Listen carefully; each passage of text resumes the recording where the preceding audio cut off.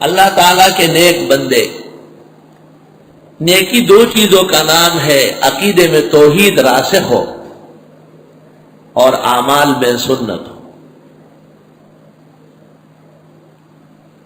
جب عقیدے میں توحید ہو تو مومن ہے، اور جب اعمال میں سنت ہے تو باعمل ہے۔ مومن جب باعمل ہو تو آسمان و زمین اللہ اس کے لیے مسخر کر دیتا ہے۔ بندگان خدا کو دین کی نصرت اور حمایت کے لیے اللہ کچھ خوارق عادات دیتا ہے، خوارق عادات،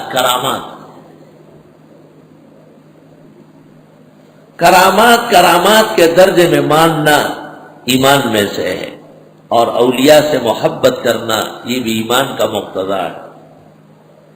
الا ان اولیاء اللہ لا خوف علیہم ولا هم یحزنون، اور خود تعریف کی الذین آمنوا وکانوا یتقون۔ اولیاء ایمان میں اور تقوی میں معیار پر ہوتے ہیں، اونچے مقام پر ہوتے ہیں۔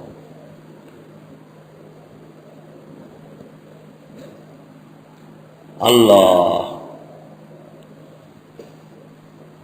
چنانچہ یہ تین بت لات، منات، عزا، ان تینوں کے بارے میں احادیث صحاح میں ہے کہ لات اور منات یہ تو رجال ہے، اور عزا ایک پاک دامن عورت تھی۔ جب یہ فوت ہو گئے تو لوگوں نے ان کا پوجا شروع کر لیا، اور عہد رسول میں زمانہ نزول قرآن میں ان کی جگہ بت بنے ہوئے تھے، اور باقاعدہ ان کا سجدہ ہوتا تھا، اور ان سے حاجات مانگی جاتی تھی۔ بخاری شریف کتاب التفسیر سورۃ نجم میں لات کے بارے میں ہے، اما اللات فکان رجلا صالحا یلت السویق للحاج۔ اما اللات فکان رجلا صالحا، لات نیک آدمی تھا، حج کے موسم میں ستو میں پانی ملا کے حاجیوں کو پلاتا تھا۔ اللہ تعالیٰ نے ولی باکرامت بنایا، اور رفتہ رفتہ زمانے کے گزرنے سے کرامت الوہیت تک پہنچا دی گئی، اور بد باطنوں نے اور بد ضمیر مشرکین نے ان کا باقاعدہ پوجا پاٹ شروع کر لیا، اور آخر میں پھر وہ بالکل ایک الہ کا درجہ ان کے خیال میں رکھتا تھا۔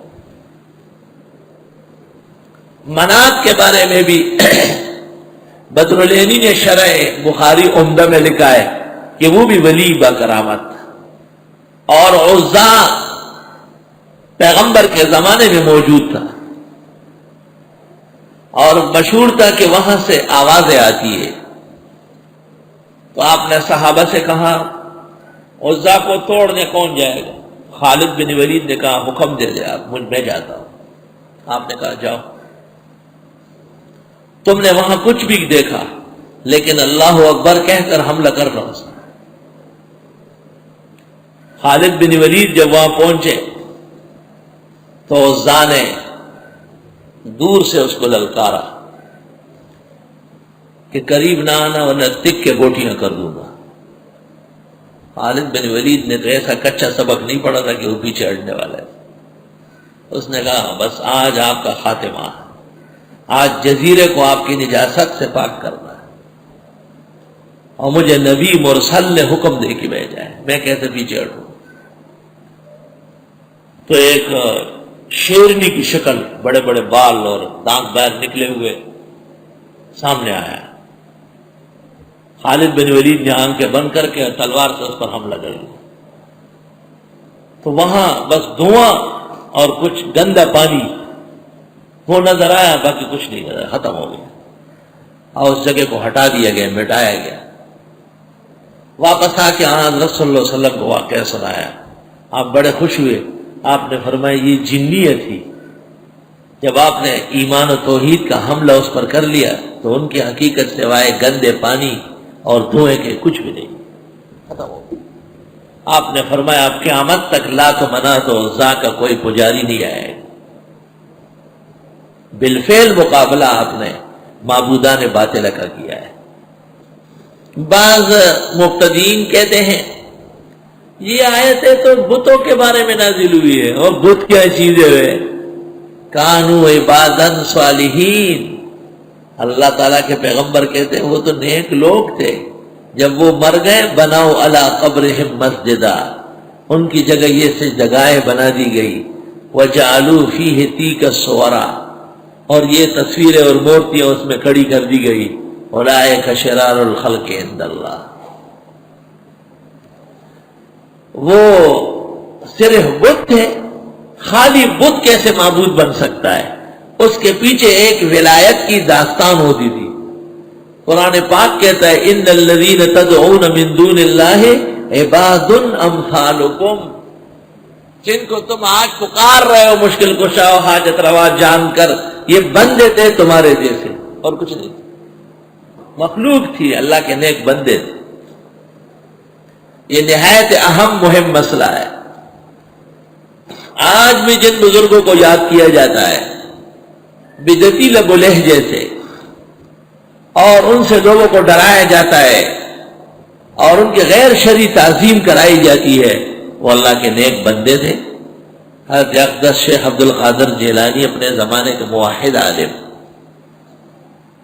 معین الدین چشتی، نظام الدین، بابا فرید گنج شکر، یہ سارے کے سارے ہندوستان کے آفتاب و ماہتاب ہیں۔ لیکن بعد میں جا کر کے ناعاقبت اندیشوں نے ان کے نام اور کام کو چھوڑ کر، ان کے تعلیمات سے ہٹ کر، ان پر مشرکانہ اور کافرانہ لیبل لگانے کی کوشش کی۔ جناب نبی کریم صلی اللہ علیہ وسلم نے سن 8 ہجری میں جب مکہ مکرمہ فتح کیا اور آپ بیت اللہ شریف تشریف لائے، تو آپ نے کعبہ کے اندر جانے سے انکار کیا اور فرمایا وَفِيهَا آلِهَةٌ لَهُمْ، اس میں ان کے معبودان باطل 360 بت رکھے ہوئے ہیں۔ صحابہ اندر داخل ہوئے اور انہوں نے بت توڑے اور ٹکڑے ٹکڑے کر کے جبل ابی قبیس کے پیچھے پھینکا۔ اس میں 2 بت بڑے تھے، خوبصورت تھے بڑے، ایک ابراہیم علیہ السلام کی یاد میں بنایا تھا اور دوسرا اسماعیل علیہ السلام کی یاد۔ انصاف سے کہو، حضرت ابراہیم علیہ السلام تو اس جرم میں آگ میں ڈالے گئے تھے کہ انہوں نے بت خانہ توڑا تھا، لیکن مکے کے مشرکوں نے حضرت کے بھی اور اسماعیل علیہ السلام کے یاد میں بت نصب کیے۔